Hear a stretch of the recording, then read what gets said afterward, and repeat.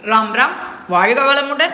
Voice of காஞ்சி நேயர் அனைவருக்கும் இனிய மாலை வணக்கம். ஸ்ரீ சுந்தரகாண்டத்தோட அடுத்த தொடர்ச்சி ஒரே சர்க்கம்தான். அதோட தொடர்ச்சி அனுமான் காதுகளெல்லாம் சுருக்கிக்கிறாருன்னு சொன்னேன் இல்லையா?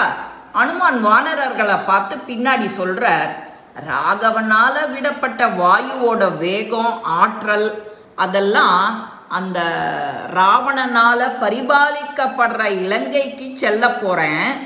இலங்கையில ஜனககுமாரிய பார்க்கல, நான் அதே வேகத்தோட தேவலோகம் போயிடுவேன். தேவலோகத்திலையும் சீதையை காணல அப்படின்னா கொஞ்சம் கூட சிரமப்பட மாட்டேன். ராட்சச மன்னனான ராவணனை கட்டி இழுத்துட்டு வருவேன். எப்படியும் காரியத்தை முடிச்சுட்டு தான் சீதையோட வருவேன்.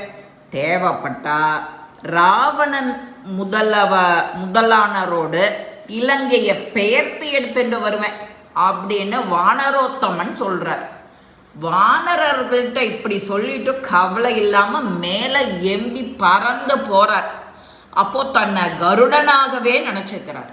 அவர் வேகமா அந்த புறப்பட்ட போது மலை மேல இருந்த மரங்கள் கிளைகளோட இருந்த நாலா பக்கத்துல இருந்தும் எல்லாம் உயின்னு கிளம்புறதான். அது இது மாதிரி குரங்க வானரத்தோட மதம் கொண்ட நாரை, கொக்கு, மலர்ந்த புஷ்பங்கள் இதெல்லாம் விளங்கிய அந்த மரங்களை தன் தொடையோட வேகத்தால இழுத்துண்டு நிர்மலமான ஆகாயத்துல சென்றார் அனுமன். வெகு தூரம் செல்வதற்கு புறப்பட்டவரை அவருடைய உறவினர்கள் எல்லாரும் வழி அனுப்பி வைக்கிறத போல அனுமானுடைய தொடையோட வேகத்தால பெயர்க்கப்பட்ட மரம் கொஞ்ச நேரம் அவரை பின்தொடர்ந்து போறதாம். படை வீரர்கள் அரசனை பின்தொடர்ந்து செல்வதை போல அவரோட தொட வேகத்தால முறிக்கப்பட்ட மரங்கள், சால மரம் மற்ற மரங்களும் அனுமனை பின்தொடர்ந்து போறது. நன்னா பூத்துண்டிருந்த கிளைகளை கொண்ட மரங்கள், அதை சூழப்பட்ட அனுமான் ஒரு பர்வதம் மாதிரி தோற்றமுடையவரா ஆச்சரியமா விளங்குறாராம். முன்னாடிலாம் மகேந்திரனுக்கு பயந்த மலைகள் கடல்ல மூழ்கியது மாதிரி செழுமையா வளர்ந்திருந்த மரங்கள் அனைத்தும் உப்பு கடல்ல விழுந்து மூழ்கிறது. மேகம் போல விளங்கிய வானரர் பல வகையான தளிர் மொட்டு மலர்களால் சூழப்பட்டவராய் மின்மினி பூச்சிகளால் சூழப்பட்ட பர்வதம் போல விளங்குறாராம். அவருடைய வேகத்தால உண்டான சக்தி அந்த முழுதும் மரங்கள் புஷ்பத்தை உதிர்த்துண்டு சமுத்திரத்துல விழறத பார்க்கும்போது திரும்பி செல்ற நண்பர்கள் போல இருந்ததாம். அந்த கூட வந்த அந்த மரம் எல்லாம் பெயர்த்துண்டு போனது ஒழியோ அது.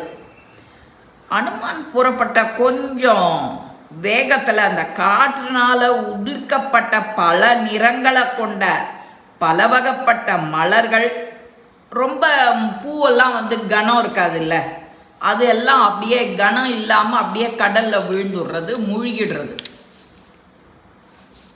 நாலு பக்கமும் அழகழகான கலர் வர்ணங்கள் கொண்ட மலர் கூட்டங்களால சூழப்பட்ட அந்த வானரர் மின் கொடி போல அலங்கரிக்கப்பட்டு மேல புறப்பட்டு போற மேகம் போல விளங்குறாராம். என்ன ஒரு உபமானம் பாருங்க. அவருடைய வேகத்தால உதிர்ந்த மலர்கள் எல்லாம் உதயமாகிட்டு இருக்கிற அழகிய தாரகைகளோடு கூடிய ஆகாயம் போல சமுத்திரம் கடல் பார்க்கறதுக்காக இருக்கான்.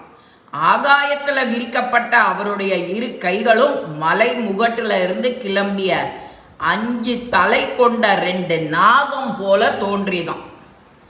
அப்போ அலைகளை கொண்ட பெருங்கடலை குடிப்பவர் போல ஆகாயத்தை பருக விரும்புவர் போல காணப்படுறாராம் இந்த வானரர்.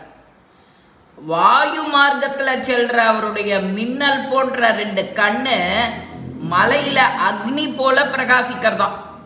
அனுமானுடைய மஞ்சள் நிறமான வாட்டமான அந்த 2 பெரிய விழிகளும் உதயமாகிற சந்திர சூரியரை போல ஒளி வீசுறதாம். அவருடைய சிவந்த மூக்கினால சிவப்பான முகம் அந்த சூரிய மண்டலம் போல விளங்கிடுவான். வாயுகுமாரர் தாண்டிட்டு இருக்கும்போது உயர தூக்கப்பட்ட வால் எப்படி இருக்குன்னா ஆகாயத்துல உயர்த்தப்பட்ட இந்திரனோட கொடி மாதிரி இருக்கான். மகா புத்திசாலியான மகானும் வெண்மையான கடவா பற்களை உடையவருமான வாயுவோட மைந்தர் சுருண்ட வாளினால ஒரு ஒளிவட்டம் அது சூழ்ந்த சூரியன் போல ஜொலிக்கிறாராம். வாளின் அடிப்பகுதி எப்படி இருக்கு? செம்மையா இருக்கு. பெரிய மலை தாதுக்களால பிளக்கப்பட்டது மாதிரி இருந்ததாம். அந்த வானரர் சிங்கம் தாண்ட மாதிரி ஒரு மலையிலையும் மோதும் போது அந்த காற்றோட சப்தம் மேக கர்ஜனை அந்த மாதிரி இருந்ததாம். ஆகாயத்துல வடக்கு திசையில இருந்து தெற்கு நோக்கி செல்ற உல்கா அப்படின்னு எரிக்கொள்ளி மாதிரி அந்த வானரர் தெரிகிறாராம். ஆகாயத்துல செல்ற அந்த சூரியன் போன்றவரும் நெடிய உருவம் படைத்தவருமான இந்த வானரரோ கடலை தாண்டுவதற்காக கட்டி கொண்ட கச்சம் இருக்கு இல்லையா, கச்சம் மாதிரி கட்டினா தானே ஈஸியா தாவ முடியும். மதம் பிடித்த யானை மாதிரி தெரியறாராம் கண்ணுக்கு. மேல உள்ள தன்னோட உடலாலும் கீழே கடல் நீர்ல காணப்பட்ட தன்னோட நிழல் இந்த வானரர் காற்றால செலுத்தப்படுற ஓடம் போல தோன்றார். அவர் கடல்ல எங்கெங்க போனாரோ அந்தந்த இடங்கள் எல்லாம் அவருடைய தொடை அப்படியே வேகத்தால கடல்ல கலக்கப்பட்டது மாதிரி இருந்ததும். மலைகள் போல சமுத்திர அலவரிசைகளை தன்னோட மார்புனால இடிச்சு தள்ளிண்டு வேகமா புறப்படுறார். தாவின் இருக்கார். அவரோட காரியத்துல கண்ணா இருக்கார். பலமான மேக காற்று, அந்த வானரரோட வேகத்தால உண்டான காற்று, இது எழுப்புற சத்தம் அந்த பெருங்கடலையே நடுங்க செய்யறதாம். உப்பு கடல்ல இருந்து பெரிய பெரிய அலைக்கூட்டங்கள் எல்லாம் இழுத்துண்டு போற வானர சிங்கம் ஆகாயத்திலையும் பூமியிலையும் வாரி இறக்கிறதும் போல பாயறாராம். மிகுந்த வேகத்தோட போன அவர் பெருங்கடல்ல மேரு மந்திர மலைகளுக்கு ஒப்பான அலைகளை கணக்கெடுப்பவர் போல வரிசையா கடந்துட்டு போறாராம். ஒன்னா அவருடைய வேகத்தினால இழுக்கப்பட்ட அந்த கடல் நீர் மேகத்தோட சேர்ந்து ஆகாயத்துல பரவி சரத்கால மேகம் போல தோன்றதும். மனிதர்களோட உடம்புல இருந்து ஆடைகள் களையப்பட்ட பின் அங்கங்கள் தெரிவது மாதிரி கடல்ல வாழற திமிங்கலம், முதலை, மீன், ஆமை முதலிய நீர்வாழ் பிராணிகள் தங்களை மூடியிருந்த தண்ணீர் மேல போய் விடுறதே போன பின்னாடி எப்படி வெளியில காணப்படுமோ அந்த மாதிரி ஆகாயத்துல நீந்தின் இருக்கிற அனுமான பார்த்து கடல்வாழ் பாம்பு கருடன்னு எண்ணித்தான். 10 யோஜனை அகலம், 30 யோஜனை நீளம். இப்பேற்பட்ட அந்த வானர சிம்மத்தோட நிழல் தண்ணீர்ல விழுந்து ரொம்ப அழகா இருந்ததும். உப்பு கடல்ல பரவிய வாயுகுமாரனை தொடர்ந்து போற அவருடைய நிழல் வெண்மையான மேகக்கூட்டம் போல பிரகாசம். பேரொளியும் பேருடலும் கொண்ட அனுமானுடைய பிடிப்பு ஏதும் இல்லாத அந்த ஆகாய வழியில ரெக்கை படைத்த பர்வதம் போல இருந்தாராம்.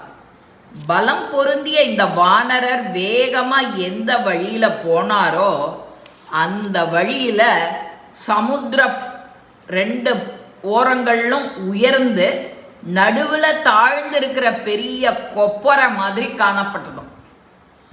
பறவைகள் கூட்டமா சஞ்சரிக்கிற ஆகாய வீதியில கருடனை போல அனுமான் வாயுவை போல மேக கூட்டங்களையும் இழுத்துட்டு போறார்.